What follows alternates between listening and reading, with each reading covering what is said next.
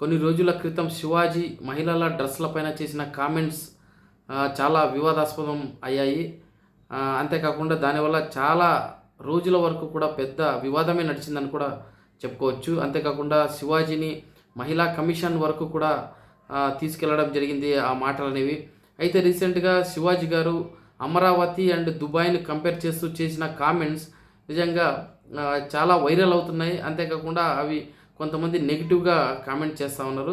ఎందుకంటే దుబాయ్ ఒక చిన్న యుద్ధానికే దుబాయ్ చతికిల పడిపోయింది, దుబాయ్ బ్రాండ్ పోయింది. అట్లాంటి దుబాయ్కి రిప్లేస్మెంట్ ఏదైనా ఉంది అంటే అమరావతి అంటూ శివాజీ గారు చేసిన కామెంట్స్ చాలా వైరల్ అవుతున్నాయి. అంతేకాకుండా అవి వివాదాస్పదం కూడా అవుతూ ఉన్నాయి. ఎందుకంటే ఇంకా అమరావతి అక్కడ పెద్ద పెద్ద బిల్డింగ్స్ అవ్వలేదు. అమరావతి ఇంకా కనీసం ఒక 10% కూడా కంప్లీట్ అవ్వలేదు. అప్పుడే దుబాయ్ని అమరావతితో కంపేర్ చేస్తున్నాడు శివాజీ అంటూ కూడా చాలామంది నెగిటివ్ అంటే హాస్యాస్పదంగా కామెంట్ చేస్తూ ఉన్నారు. ఇతనికి బుర్ర ఉందా అని కూడా కొంతమంది కామెంట్ చేస్తున్నారు.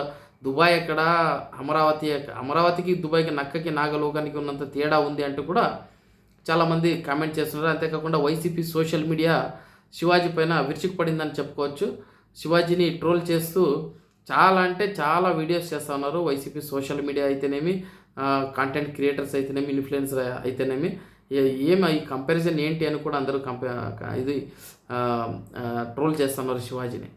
అయితే శివాజీ దీనికి రియాక్ట్ అవుతూ నేను నా మూలన నేను మూవీస్ చేసుకుంటా ఉన్నాను, నా జోలికి రాకండి, నా మూవీని బ్యాన్ చేసేలాగా మీరు మాట్లాడుతున్నారు, నా మూవీ పోతుంది, నన్ను అయితే ఏమి చేయలేరు కదా, నేను మాట్లాడడం స్టార్ట్ చేస్తే మీ లీడర్కు అంటే జగన్ గారికి ప్రాబ్లం అవుతుంది, నేను అమరావతి గురించి ఎవరైనా ఏ పార్టీ అయినా కూడా మాట్లాడినా నేనైతే ఊరికే ఉండను, ఎందుకంటే అమరావతి ఎంతోమంది రైతుల కృషి.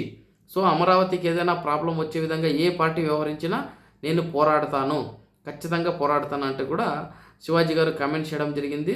అంతేకాకుండా వైసీపీ సోషల్ మీడియాను పేటీఎం కుక్కలుగా ఆయన వర్ణించడం జరిగింది.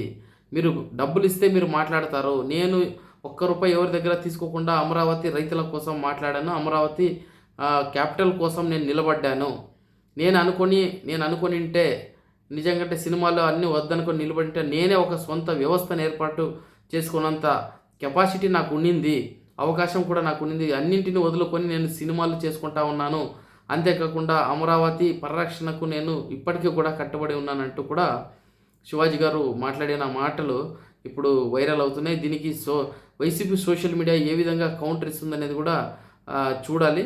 అయితే శివాజీ గారు ఇంకొక మాట కూడా చెప్పడం జరిగింది, రేపటి నుంచి నేను మాట్లాడడం స్టార్ట్ చేస్తున్నాను, చూసుకుందాం రా అబ్బాయిలు అంటూ కూడా ఆయన కామెంట్ చేయడం జరిగింది. చూడాలి YCP social media versus Shivaji యొక్క ఎపిసోడ్ ఎంతవరకు వెళ్తుందో.